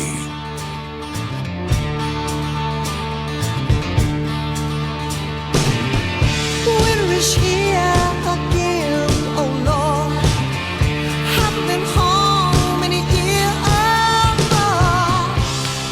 I hope she holds on a little longer. Welcome back. Hour number 3 of Middays in the Element Wealth Studios. Dave Hughes here, and we are joined now by a candidate for U.S. Senate in the state of Mississippi. Ty Pinkins joins us. How you doing today, sir? I'm doing well, Gerard. How are you? Doing good so far. Now, how is the campaign going? Campaigning and deciding to throw your hat in the ring for any kind of office, that's a big jump. It is a big jump, but somebody's got to do it. It's how our republic, how our democracy, partly how it moves forward. So somebody has to throw their hat in the ring, regardless of how difficult it is, especially in a state like Mississippi running as an independent. That's a challenge, but it's a lot of fun. Well, and that's kind of, I'm not going to say it's unique, but it's close to unique because everybody is so partisan about everything these days. What made you decide to run as an independent? Well, one of the big things that made me decide to run as an independent is because I think both political parties in Washington have failed us. I think the Republican Party in Washington has failed us, and the Democratic Party in Washington has failed us. And there's some key data points that I think support that argument. Since 1977, Gerard, 1977, on 6 different occasions, the 2 political parties have had total control of our government in Washington. Jimmy Carter, George W. Bush, Bill Clinton, Barack Obama, Joe Biden, and now Donald Trump, where either the Republican Party or the Democratic Party has had control over the presidency, the executive branch, the Senate, and the House at the same time. And so if each party has had total control over our government on 6 different occasions over the last 49 years, why are we still arguing about lowering the cost of health care? Why are we still arguing about issues with border security? Why are we still arguing about stuff like education? If both parties have had an opportunity to fix the problem over the last 49 years, both parties share some responsibility in where we are right now. And so that's why I'm running as an independent, because we don't move forward unless we send independents to Washington to hold both parties accountable. What do you think the driving force is that keeps a third party from forming and cutting off a piece of the pie? Well, you got two entrenched parties. And I think people say the root of all problems is money. I think that's particularly true with regard to the two parties in Washington, where both parties have their hands stuck in the big money cookie jar and they can't get it out. So they have so much money and they've been in control for so long that they've built this foundation where they can try to block out independent candidates.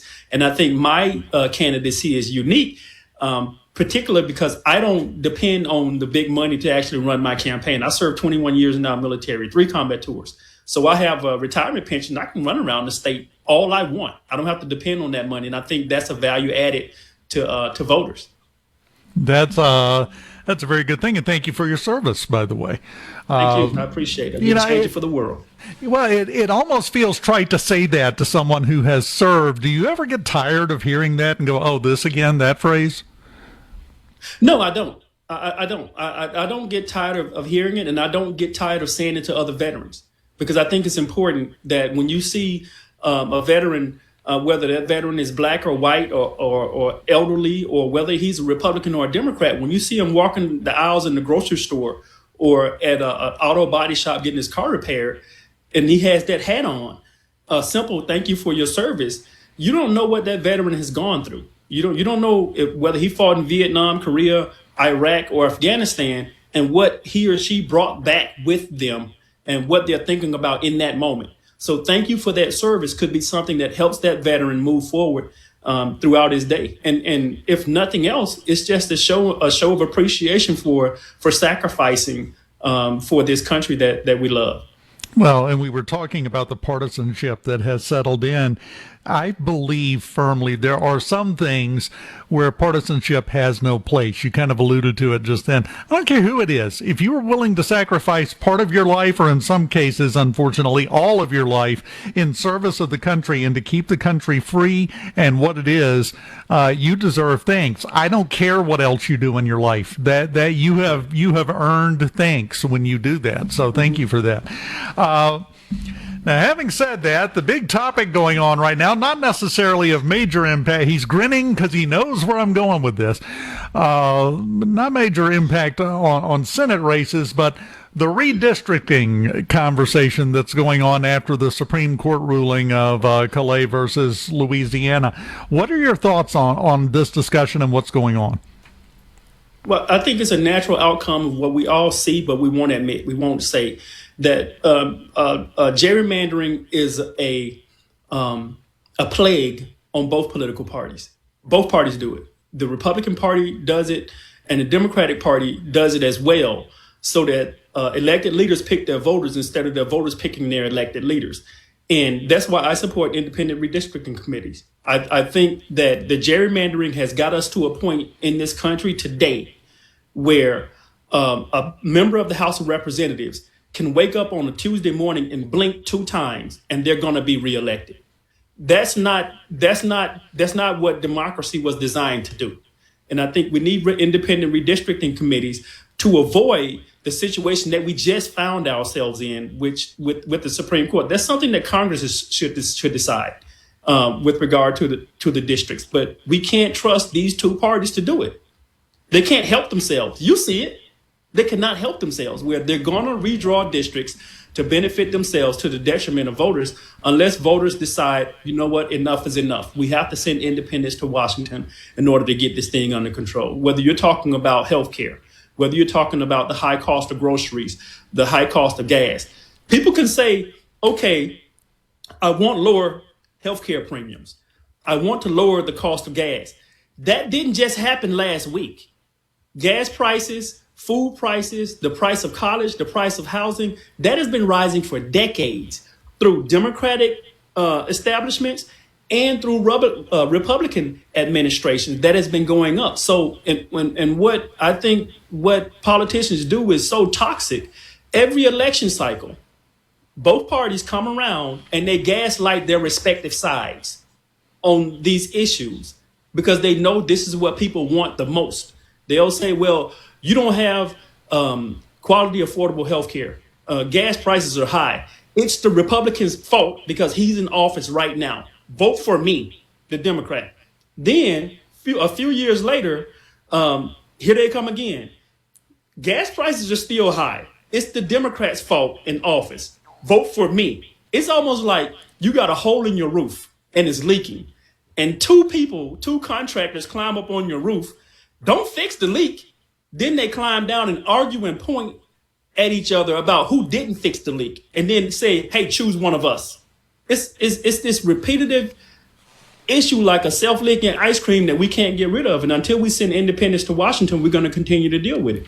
You know, you mentioned having independent redistricting committees, and you're running as an independent for Senate.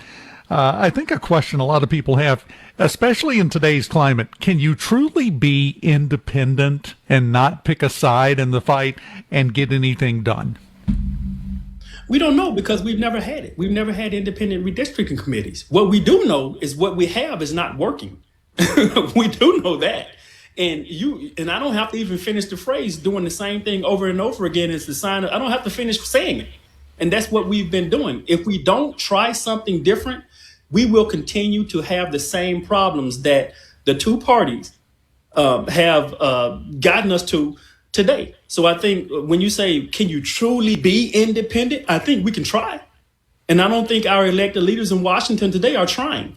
One, because you have people that are bought and paid for by the healthcare industry. You have people that are bought and paid for by the banking industry. You have people that are bought and paid for that are actually literally writing laws on Mondays and then buying and selling and trading stock on those same laws on Wednesdays and Tuesdays. Gerard, we know that they're doing it.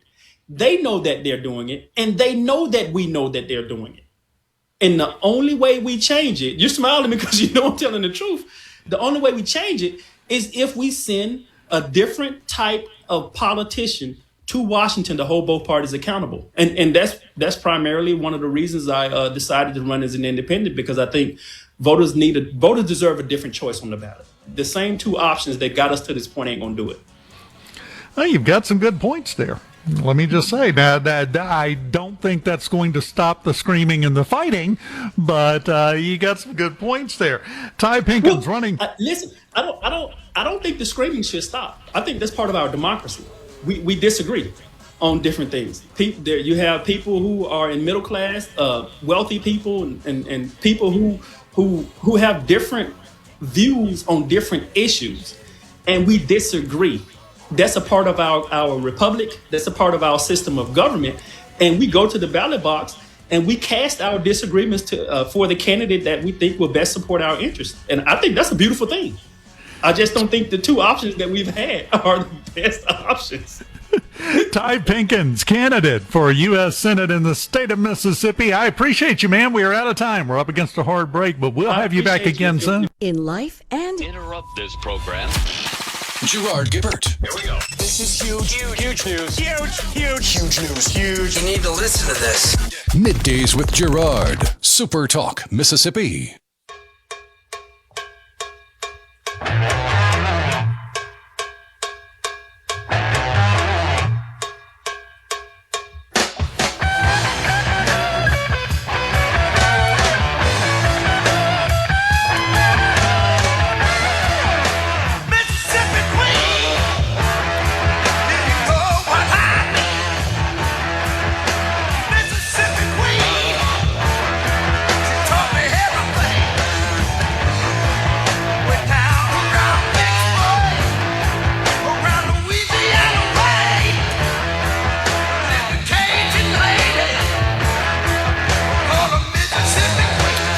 Welcome back, Super Talk Mississippi, middays in the Element Wealth studios on a Wednesday. Why does it feel like a Friday to me, Rhino? It doesn't make any sense. Maybe it's just leftover vibes from when we did last Friday's show. That could be it. Yeah, I wasn't even thinking about this. Have you heard about the latest brilliant idea to stop robocalling from the FCC. No. Oh, this is a beaut. Actually came out last month. Nobody paid attention to it. Brendan Carr put this out, said we got to bring robocall relief to consumers. I think we'll all agree with that. I've had 5 since we came on the air. Just spam callers. I get them all day, every day. The plan to do it, by the way, according to their stats, 2.14 billion robocalls per month were made in 2024. Among their changes, customers will have to present a government ID, a physical address, a full legal name, and an existing phone number to get a new phone number or renew their current phone number. Now, on the plus side, that will kind of rein some of this in. On the downside, just seems like there's a privacy hiccup in there somewhere, doesn't it? I mean, the government ID, you do that anyway. If you go and you buy a phone, you sign up for service, you're going to show them your ID. That's part of the process. Always has been. What I find interesting, though, is physical address, full legal name, all of that's part of the process now. If you go and get a cell phone account, you got to have all of that. Yeah, because you're signing a contract. Yeah. And the only way you get around that's with burners. Right, and that would eliminate burners completely. The cell phone rack at Walmart would go away, basically, as you know it. But the existing phone number part, how's that going to work? If you don't have a phone and you go to get a phone, you got to have a phone to get a phone. And I'm sure you could use somebody else's number, unless they haven't clarified that. Is Big Landline pushing this? Well, the problem I have is it's not that spam callers are getting a phone and your phone number from a reputable place of business.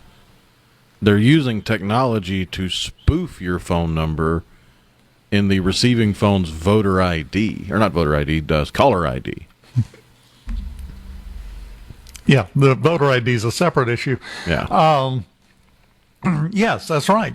I've told several times, it's been years and years ago, I actually got a phone call from myself from my number. It popped up, on the caller ID on my cell phone. It said, you. And I answered, and it was somebody wanting to sell me a cruise package or something ridiculous. They just spoof a number. The number that it shows is not the number they're calling from. So I'm not sure how this is going to stop that, especially when a lot of these robocall centers aren't in America and our laws are going to be tough to enforce. If you've got a call center set up in an air-conditioned warehouse in Bangladesh, they don't care what new rules the FCC puts into place. This is a very tough problem to solve. I freely admit that. This is not easy. It's not simple. But I think we have to be careful of doing something just to say we did something, which has kind of become almost an epidemic these days. Well, it's not going to help anything, but look, we did a thing. I think we have to have a little more, thought go into it. I mean, it's an attempt. But like you said, you just pointed it out, Rhino, makes perfect sense. It's not really going to stop the problem, I don't think. And there have been proposed solutions from the industry itself, from cell phone manufacturers, from cell phone service providers, ranging from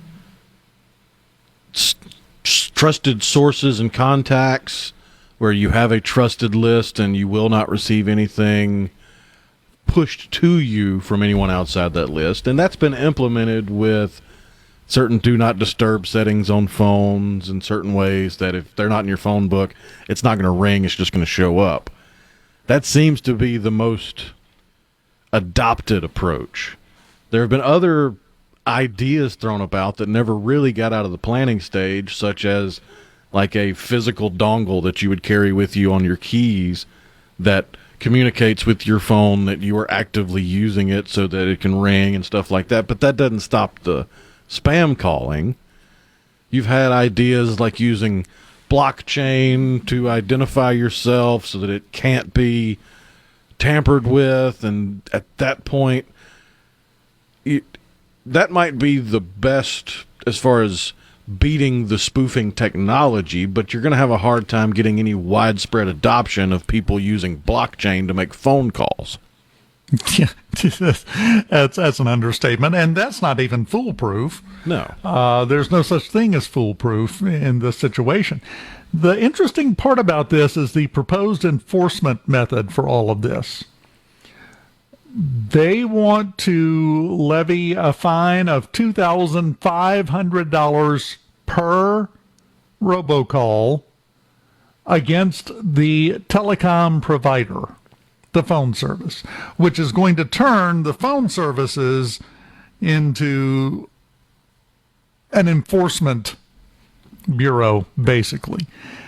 I don't know that there are going to be strict standards that everybody has to do it this way. If each service has to figure it out for themselves, because I'm sorry, 2.14 billion robocalls, multiplied that by $2,500, that's a ton of money. That would shut a company down. So they've got to do something.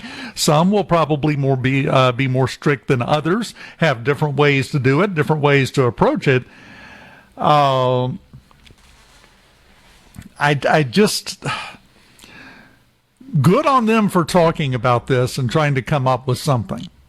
Okay? It's not going into effect right now. If it gets passed, they're going to be voting on it pretty quick here. It'll be a year after that before it goes into effect to give everybody time to get geared up for it. I have this slight sense of impending doom over this idea and this proposal. It seems like it's going to cause additional problems without solving the problem we're trying to address here, unless I'm missing something.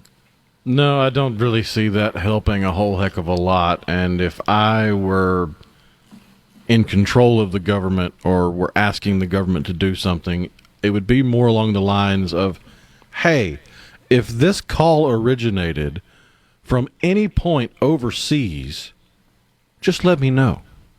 You can literally flag that within the data of the phone call behind the scenes, because it has to come from change boxes along the coasts. You don't have many spam callers calling you via satellite phone. No. And it's not all of them, but the majority of them do come from overseas. We still have call centers in the United States that do this stuff, set up illegally. But yeah, I think if you just blocked all of that, you could wipe a whole bunch of them out real quick. To me, the easiest way to deal with this ties right into that. Come up with some mechanism where there is like two-factor verification. We use it for everything else before you can make or receive an overseas call. Somebody calling you from overseas, you automatically get a text message.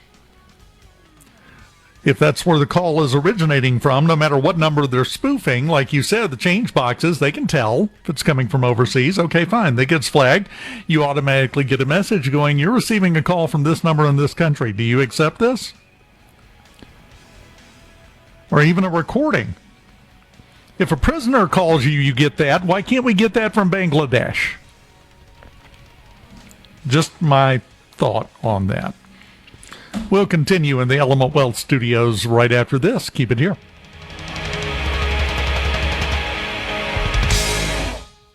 From the C Group, Middays with Gerard. Good for America. Good for fans of justice and truth. Good for us. SuperTalk Mississippi.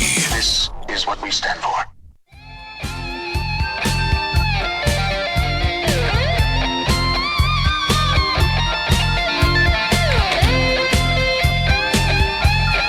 It's been such a long time. I think I should be going, yeah. And time doesn't wait for me. It keeps on rolling.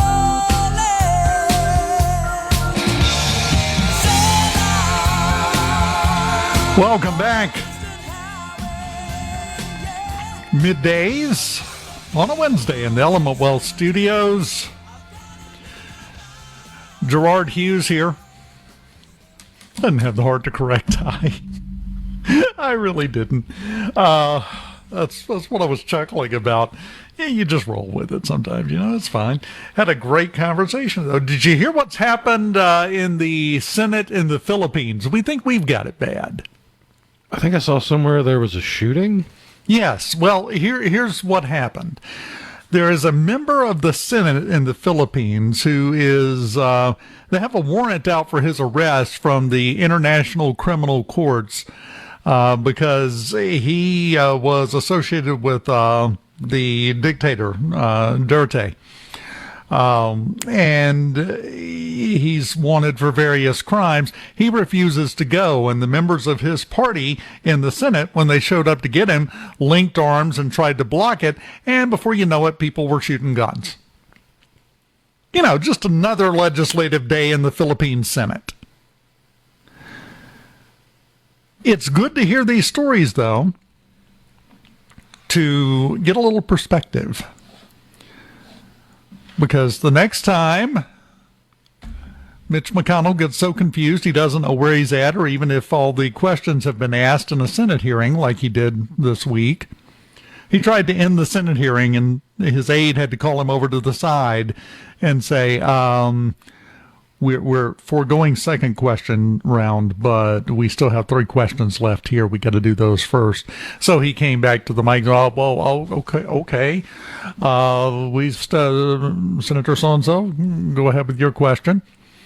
And you get disheartened when you watch some of these things take place. It could demonstrably be worse. And I think the Philippine Senate exemplifies that this week. I'm not sure what the resolution of that was, Rhino. I don't know how that was resolved or if it's still going on, for that matter. As far as the standoff in the Senate chambers, I would assume, I think we all know probably how that ended up, or how it's going to end up sooner or later.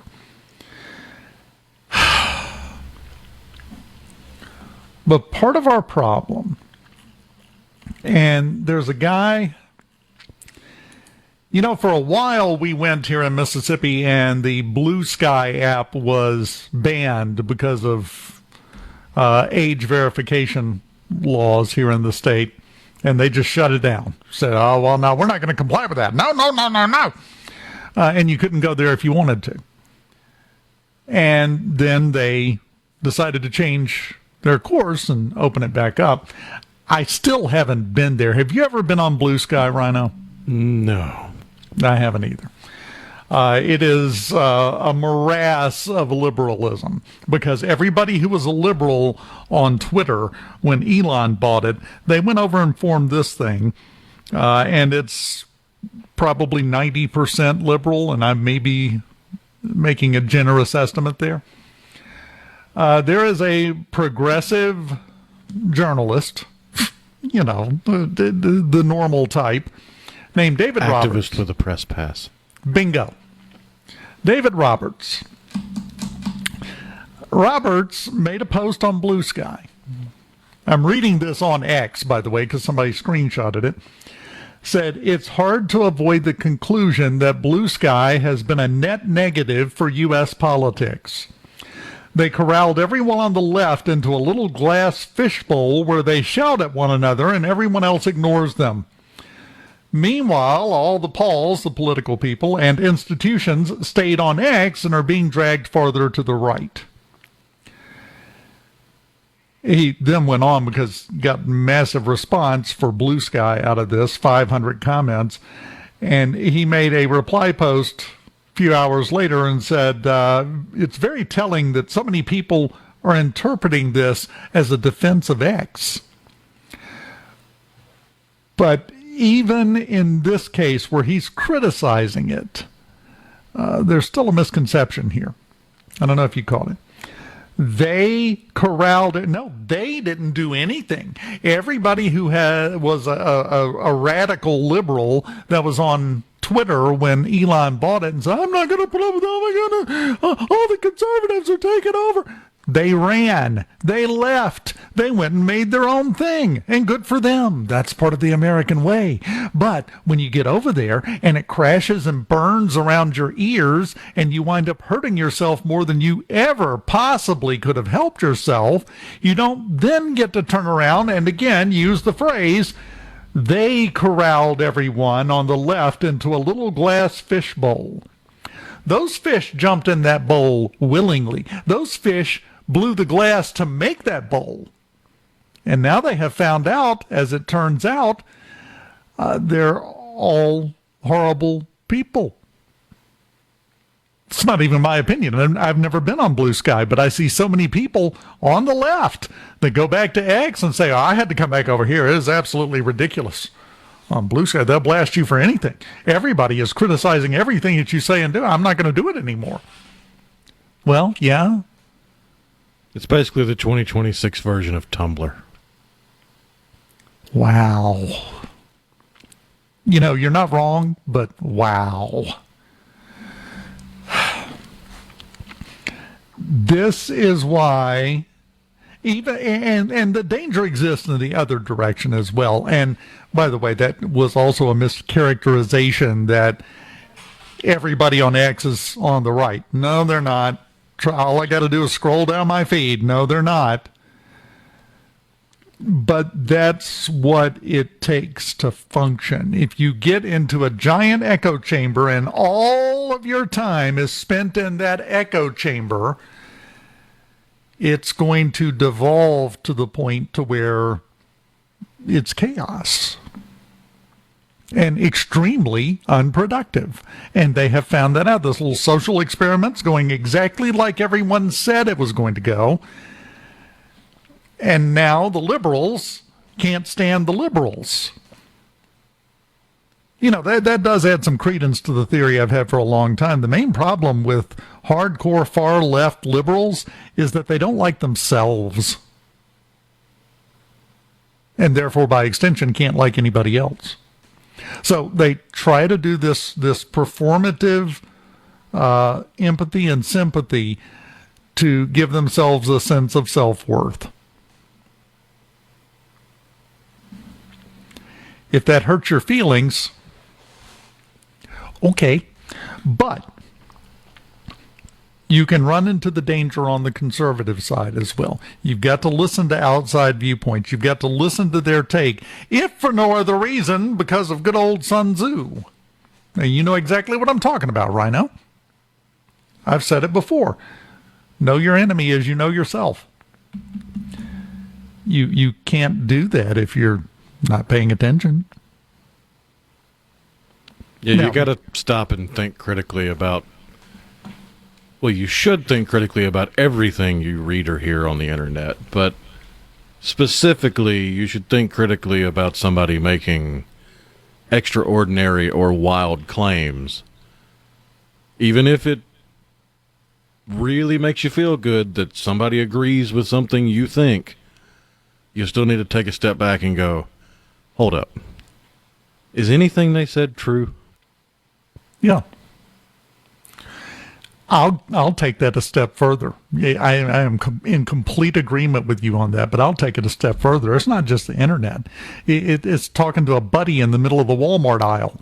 While I'm trying to get past to get more zebra cakes, actually, I'm hooked now on those. Have you seen the giant donut No. Snack cakes from, oh yeah. Oh man. It's kind of basically the same stuff as the donut sticks, except it's a big giant donut. Looks kind of like a cruller. Those things. You can't find them though. So I'm trying to go down the aisle and you're standing there with your buddy having a family reunion. Get out of my way. Pull over to the side. Something. But anyway. You should still apply that same amount of critical thinking. I don't care who's telling you something. I don't care if it's your mama. I don't care if it's your preacher. I don't care who it is. Use your brain and think about what you're being told. Blindly accepting what you're fed is what led the liberals to get the Democratic Party to where it is now. It's a cautionary tale if you're paying attention. Well, we lit the fuse on this show 3 hours ago, and it's just about out. Before it blows, we got one final segment, and we'll take care of that business in the Element Wealth Studios next here on Middays. Keep it here.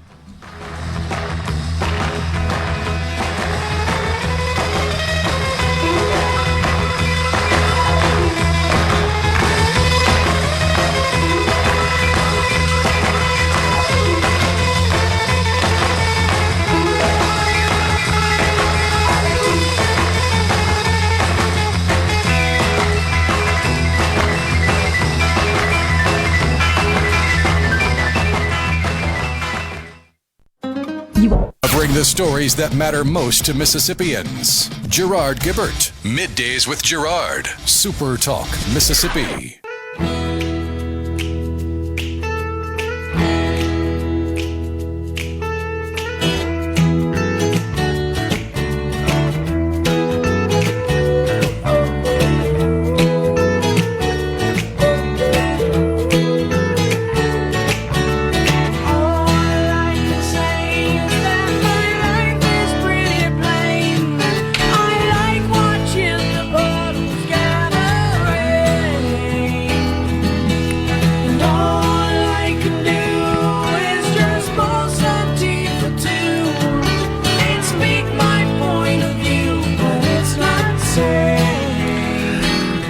All right, I'm going to come at you from a weird angle here. Just work with me.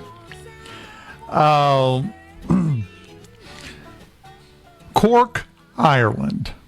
Let's go to Cork, Ireland in the show, because why not? If you don't know the history of Oliver Cromwell and Ireland, Oliver Cromwell was a jerk.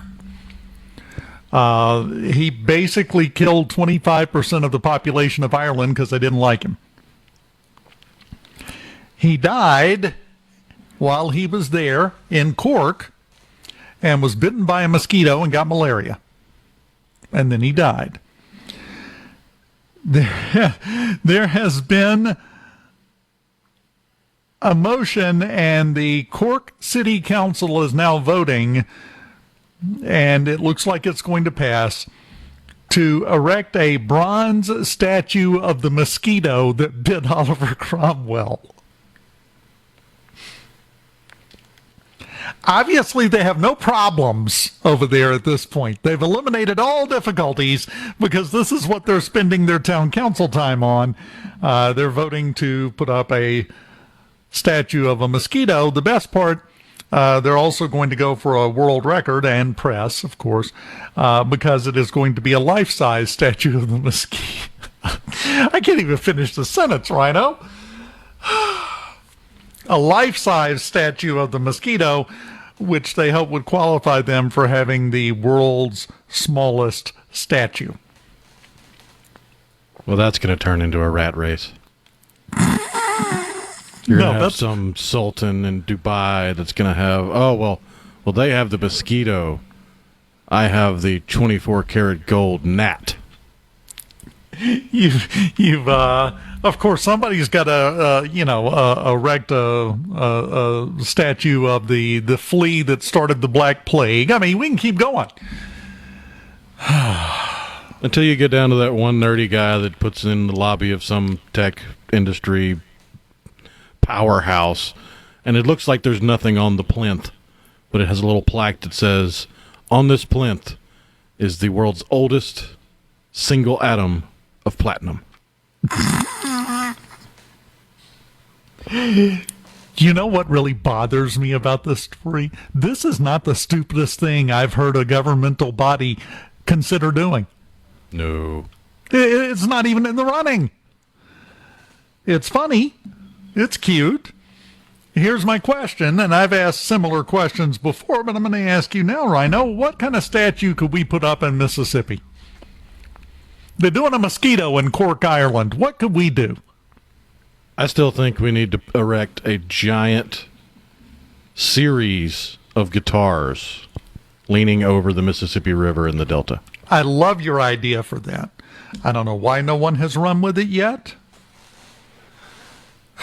but it's a great idea. It really is. See, I would go back to the cotton history of Mississippi, and we need a boll weevil statue, don't we? Only if it's life size. Yes. Again, it's got to be life size. We don't want an 8-foot-tall boll weevil. No one will. No, we don't want a 6-foot tall. We don't want. I'm talking like 1/4 of an inch, maybe. We need to find out how big the mosquito statue is going to be, and immediately snatch the record away from Cork, Ireland, by making a smaller, like a baby boll weevil, just born, an infant boll weevil. We could also go with a catawba worm, but I think that's going to be a little too big to take the record. Just a little something we need to turn our cumulative brain power to, because again, and Rebecca proves this every day on Good Things, if you spend all your time focusing on the doom and gloom negative super important things, well, you got to get stale after a while. You got to come up with something absolutely ridiculous, and this certainly qualifies. And we could have a world record. It'd be great. Yeah, out of time. I'll have to do it another day. There's a guy that was just admitted in Canada to an asylum for treatment because he was chatting with ChatGPT 16 hours a day. In chatting with it back and forth, he decided that he had solved free energy. He had created the unified field theory that Einstein spent his whole life trying to build. Solved all these incredible problems, but nobody would listen to him, so he did the only logical thing. He got ChatGPT to help him, and he filled out an application to be Pope and mailed it to the Vatican. He's now on a grippy sock vacation. Gotta love a go-getter, though. Yeah, hey, A for effort. A for effort. Rhino, had a good time as always, man. Oh, yeah, dude. My wife just said, tick. We need a tick statue. Only of if the it's animal, not the character. I was going to say only if it's the character at this point. Have a great day. See you soon.